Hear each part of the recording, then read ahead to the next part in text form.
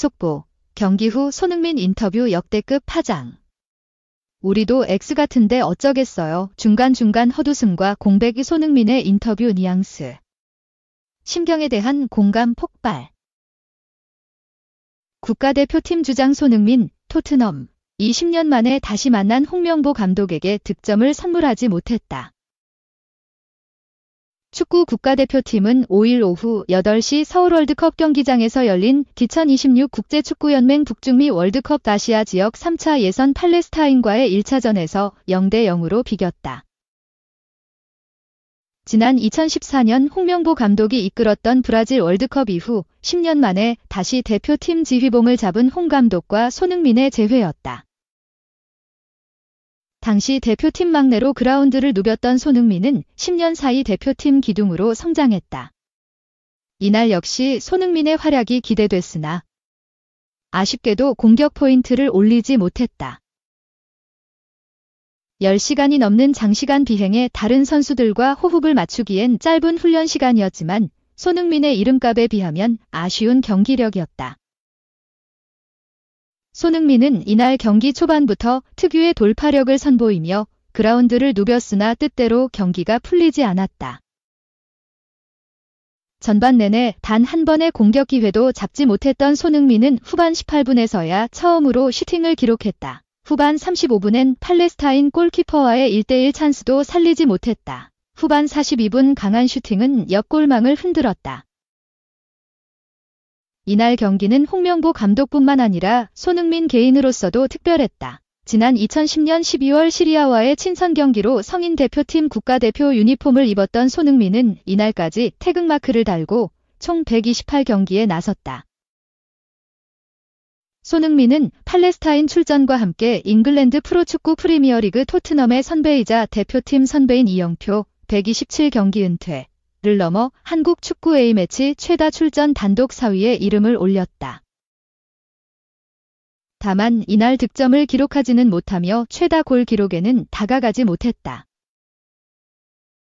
지금까지 A매치에서 총 48골을 기록하며 단독 3위에 자리했던 손흥민은 이날 득점을 추가하지 못하며 2위에 오른 황선홍 프로축구 K리그 1 대전 하나시티즌 감독이 기록한 신골과 2점 차이를 유지했다.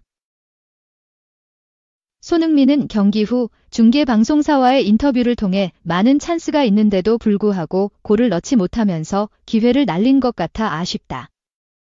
많이 반성하고 있고 개선돼야 할 것 같다. 고 자신의 경기력을 총평했다. 오는 10일 오만 원정으로 치르는 오만과의 2차전에 대해선 오늘보다 훨씬 더 좋은 모습을 준비해야 한다고 생각한다며 시간상으로 여유가 있는 만큼 잘 준비해서 팀적으로 발도 잘 맞추겠다.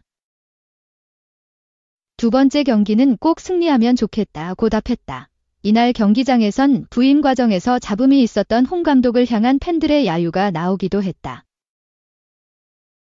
주장인 손흥민은 팬분들의 입장을 내가 대변할 순 없지만 받아들이기 어려운 상황일 수 있다면서도 주어진 환경에서 감독님이 원하시는 축구를 하는 것이 선수의 몫이라고 말했다. 이어 홍명보 감독이 국가대표 사령탑으로 결정이 나서 월드컵 본선 진출이라는 먼 길을 가야 하는 상황이라며 염치 없지만 팬들의 진심 어린 응원은 선수들이 뛸 수 있는 큰 원동력이다.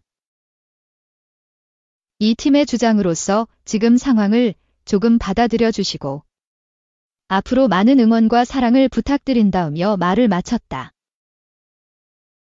2. 인PYNT 손흥민. 작심 발언 원정이라 다행 최악의 잔디 플러스 야유셀의 홈인데 2점을 누리지 못했다. 홍명보호가 첫 경기를 치렀다. 홈에서 열린 경기였지만 홍명보호는 홈 2점을 누리지 못했다. 홍명보 감독이 이끄는 대한민국 축구 국가대표팀은 5일 오후 8시 서울 월드컵 경기장에서 열린 2026 국제축구연맹 북중미 월드컵 미국, 캐나다, 멕시코, 아시아 지역 3차 예선 1차전에서 팔레스타인과 0대0으로 비겼다. 팔레스타인이 먼저 골망을 흔들었다. 전반 22분 팔레스타인의 프리킥 상황에서 하메드가 머리로 떨구고 세암이 마무리했다. 세암의 슈팅은 조현우 골키퍼 다리 사이로 들어갔다. 하지만 오프사이드가 선언됐다.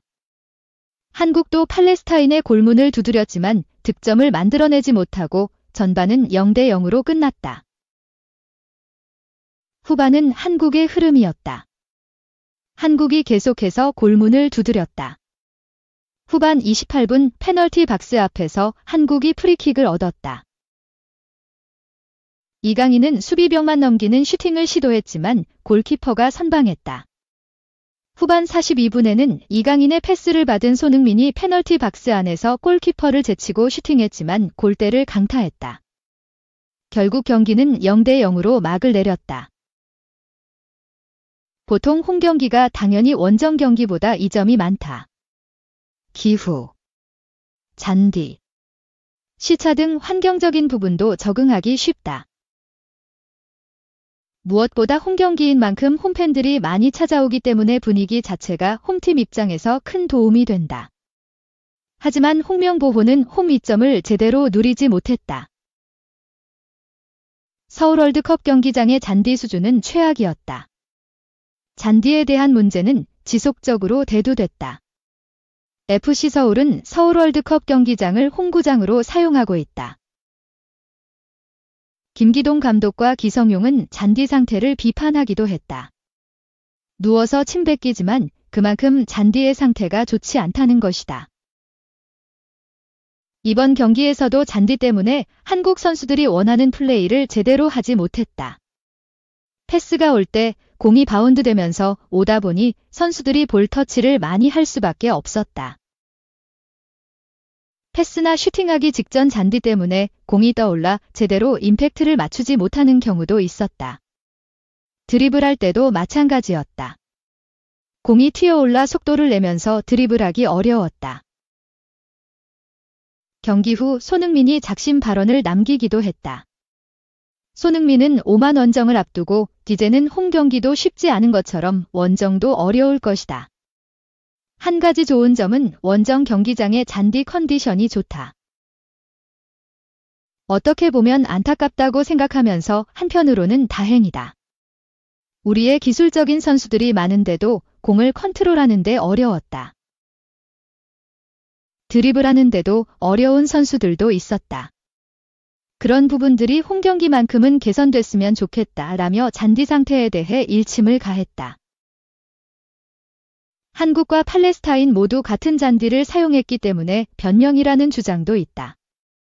하지만 잔디 상태가 좋지 않으면 불리한 건 강팀이다. 강팀이 공을 더 많이 소유하고 패스를 더 많이 하기 때문에 경기에 미치는 영향도 클 수밖에 없다. 이번 경기의 분위기도 한국 쪽은 아니었다. 이번 경기를 찾은 팬들은 경기 내내 야유를 보냈다. 팬들의 야유는 선수가 아닌 대한축구협회와 홍명보 감독을 향한 것이었다. 홍명보 감독이 전광판에 잡힐 때마다 팬들은 야유 세례를 퍼부었다. 계속되는 야유에 선수와 팬 사이에 오해가 생기기도 했다. 선수들이 경기를 뛰다 보면 야유가 누구에게 향하는 것인지 파악이 안 될 수도 있다.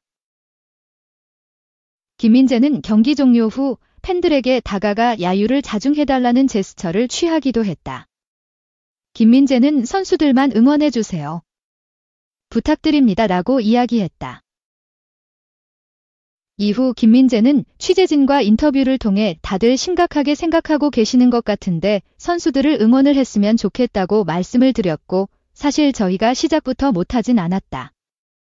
야유에 대한 변명을 하고 싶지는 않다. 저는 그냥 제가 개인적으로 선수들이 생각하는 게 아니라 그냥 제 개인적으로 조금 아쉬워서 말씀드렸던 것이다 라고 설명했다.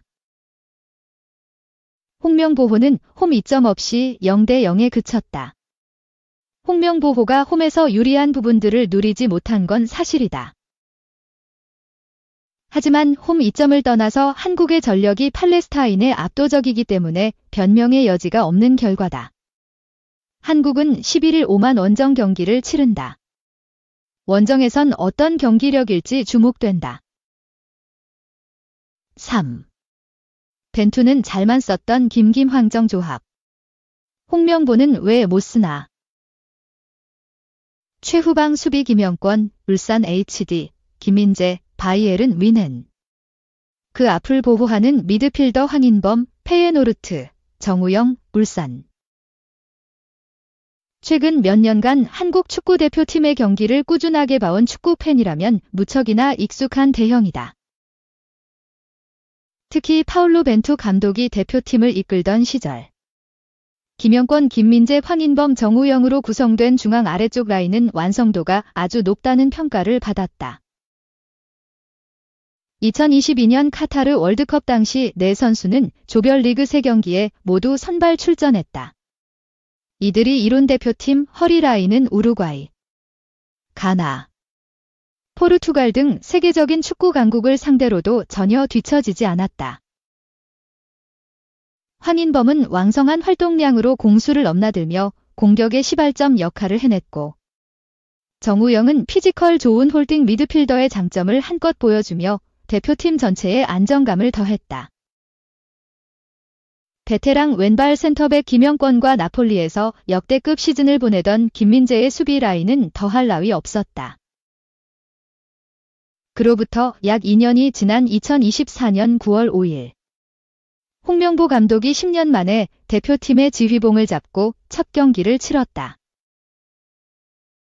시간은 흘렀지만 네 선수의 자리는 굳건했다.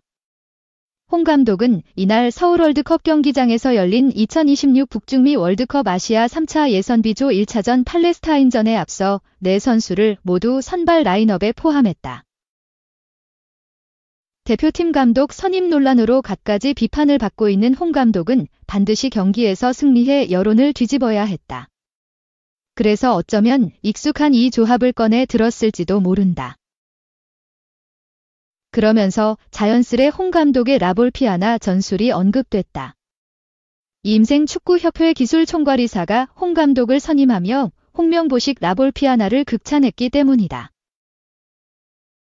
이임생 이사는 지난 7월 빌드업 시 라볼피아나 형태로 운영을 하고 비대칭 백 3 변형을 활용해 상대 뒷공간을 효율적으로 공격한다며 상대의 장점을 잘 살려 라인 브레이킹을 하는 모습이 있다고 홍 감독의 전술을 평가했다.